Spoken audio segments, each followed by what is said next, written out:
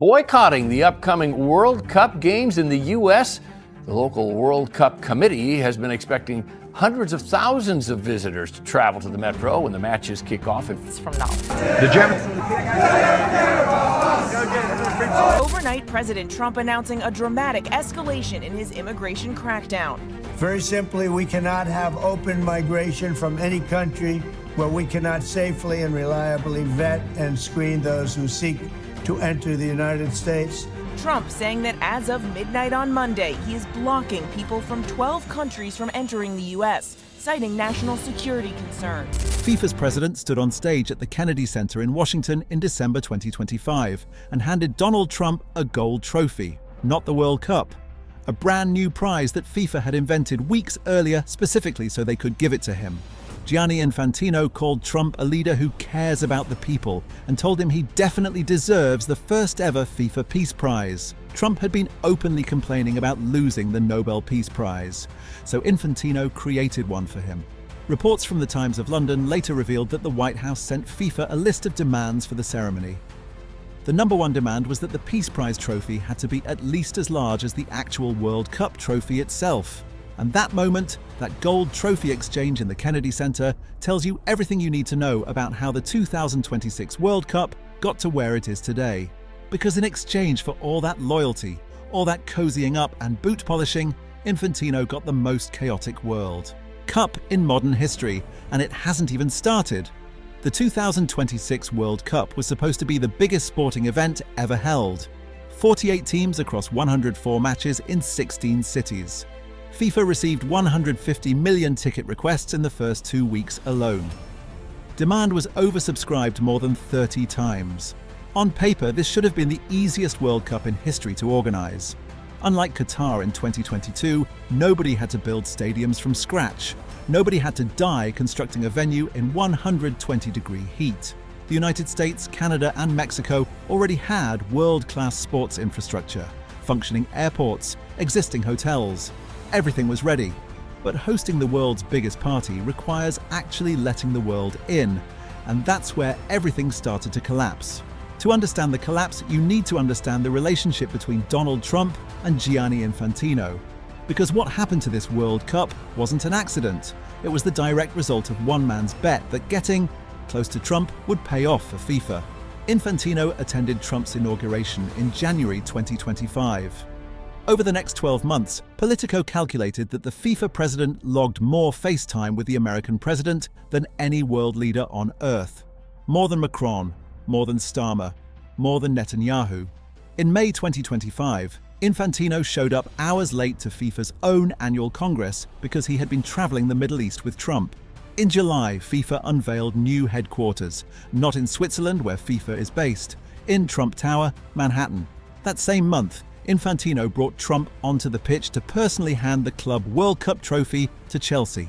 Players on the field in Miami looked confused. Fans in the stands had no idea what was happening, and Trump apparently liked the gold trophy so much he brought it back to the White House and kept it in the Oval Office. The actual winners, Chelsea Football Club, had to celebrate with a replica because the real trophy was sitting on the president's desk.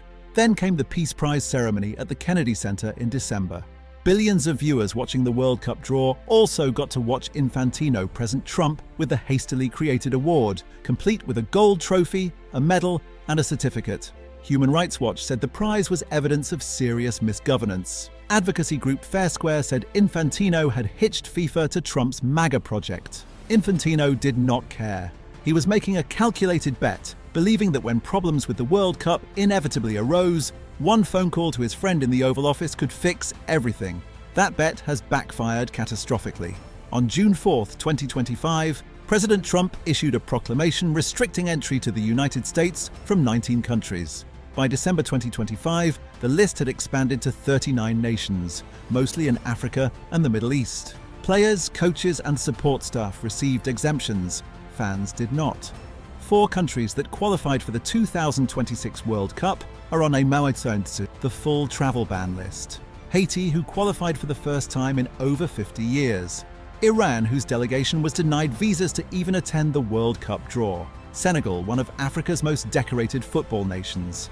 And Ivory Coast, the reigning African champions. On top of the travel ban, the Trump administration expanded a visa bond pilot program that now covers 50 countries. Under this program, a consular officer can require visitors to post a refundable bond of between $5,000 and $15,000 per person as a condition of entering the United States.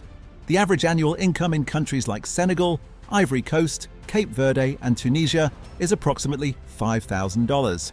A $15,000 visa bond represents 3 full years of earnings.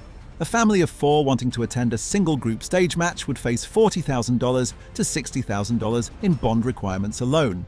That's before flights, before hotels, before match tickets that start at $200 and climb into the thousands. Cape Verde qualified for the FIFA World Cup for the first time in their nation's history. This should have been the proudest moment in their football story. Instead, their fans face a financial wall that makes attending effectively impossible. When the US House Committee on Homeland Security held a hearing on February 10, 2026, Congresswoman Nellie Pugh of New Jersey, whose district includes MetLife Stadium where the World Cup final will be played, asked acting ICE Director Todd Lyons directly whether he would consider suspending immigration enforcement operations during the tournament. Lyons told the committee that ICE would be a key part of the overall security apparatus for the World Cup, and that the agency was dedicated to securing that operation. No pause, no exceptions, no compromise. As of today, April 17, 2026, Lyons has submitted his resignation from ICE effective May 31st. But the policy he defended in that hearing has not changed. Even if a fan somehow gets past the visa wall, the prices waiting on the other side are staggering.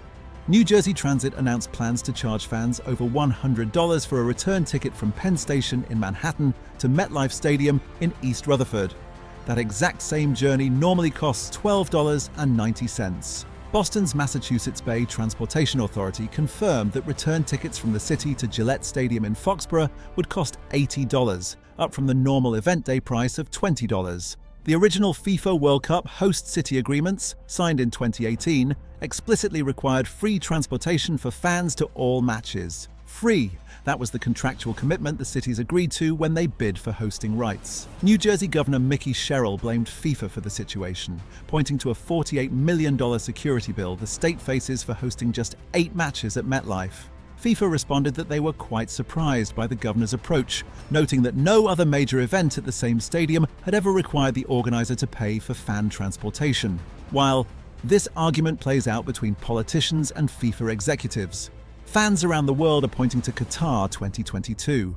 The same tournament that faced overwhelming criticism for human rights violations, worker deaths, and sports washing provided free metro rides to all ticket holders, free shuttle buses between stadiums, affordable food and accommodation options organized by the government. The country that everyone called the worst World Cup host in history actually treated fans better than the United States is about to. Only Los Angeles, among all 16 host cities, committed to keeping transit fares at their normal level of $3.50 for a round trip to SoFi Stadium. One city out of 16 chose not to gouge football fans during the biggest event of the summer. Match tickets are no better. The cheapest seats for the final at MetLife Stadium cost $2,000. The best seats run $8,680. Group stage nosebleed tickets for matches involving major nations are going for over $800 on the secondary market. If you're finding this useful, hit subscribe. There's a lot more to this story. By January 2026, the cracks in the World Cup's foundation had turned into a full-blown fracture. Oke Göttlich, one of 10 vice presidents of the German Football Federation and president of Bundesliga club St. Pauli in Hamburg, told the Hamburger Morgenpost newspaper that the time had come to seriously consider and discuss boycotting the World Cup.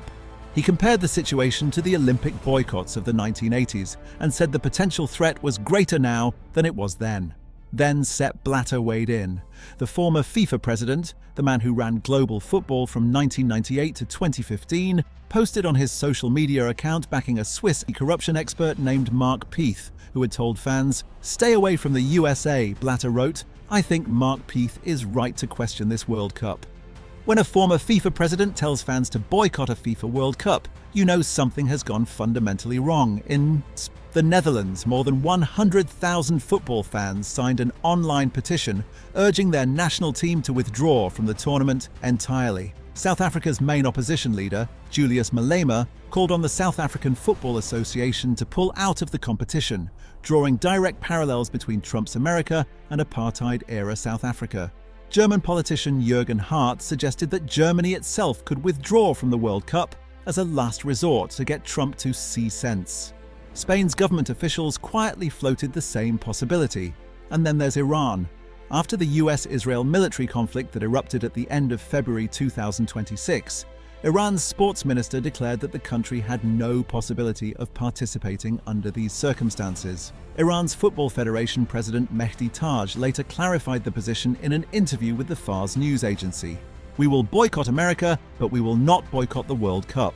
Iran is negotiating with FIFA to have their group stage matches moved from US cities to venues in Mexico. The boycott talk isn't just symbolic noise. The numbers behind it are real. European flight bookings to the United States for summer 2026 are down over 14% compared to the same period last year.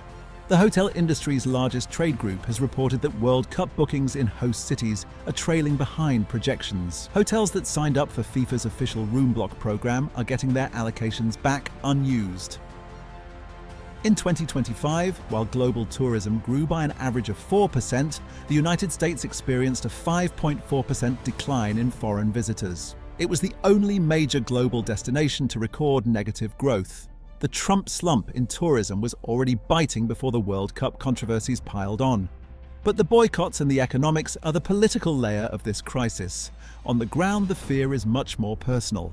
In January 2026, ICE agents shot and killed 2 American citizens in Minneapolis during immigration enforcement operations. Renee Good and Alex Pretty were killed by federal officers in their own city. The incident triggered nationwide outrage and mass protests.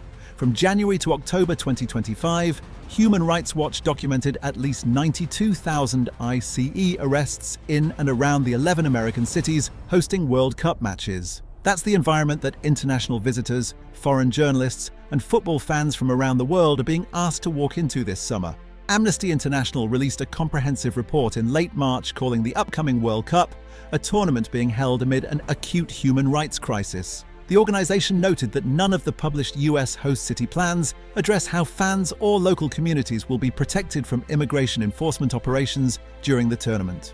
At SoFi Stadium in Los Angeles, a hospitality union representing 2,000 food service workers announced they would strike during the venue's 8 World Cup matches if FIFA didn't meet 3 demands. They want a public commitment that ICE agents will play no role in the tournament.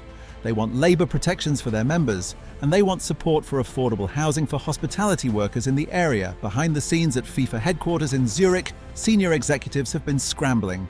According to reporting from The Athletic, FIFA's management drafted a pitch for Infantino to take directly to his friend in the White House.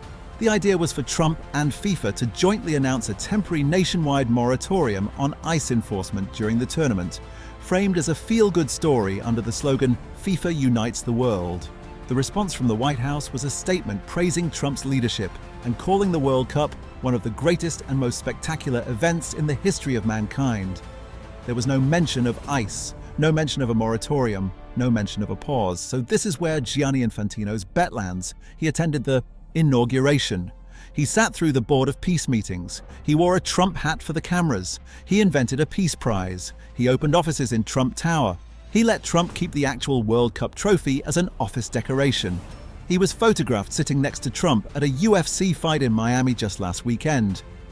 And in return for all of that, FIFA got a World Cup where 39 countries are banned, where fans face $15,000 entrance fees they'll never be able to afford, where train rides cost 675% more than normal, where the host country's own immigration agency refused to pause operations at tournament venues, where stadium workers are threatening to go on strike, where the former president of FIFA is telling fans to stay home, and where hotel rooms reserved for the biggest event in sports history are going unfilled. The World Cup was supposed to be the event that brought the world together, a celebration of football that transcends borders, politics, and language. Instead, it became a mirror, reflecting everything that's pushing the world apart. In less than 2 months, on June 11th, the opening match between Mexico and South Africa will kick off at Estadio Azteca in Mexico City. The World Cup will happen. The question is what it will look like when it does. Whether the stadiums in the United States will be filled with the drums and the flags and the songs from every corner of the planet that make this tournament unlike anything else in sport. Or whether the most expensive, most controversial, most politically charged World Cup in history will be played out in front of half-empty sections and a world watching from home, wondering what happened to the beautiful game. If you want to see how the Qatar 2022 controversy compares to what's unfolding right now, that video is on screen. Subscribe because this story is far from over.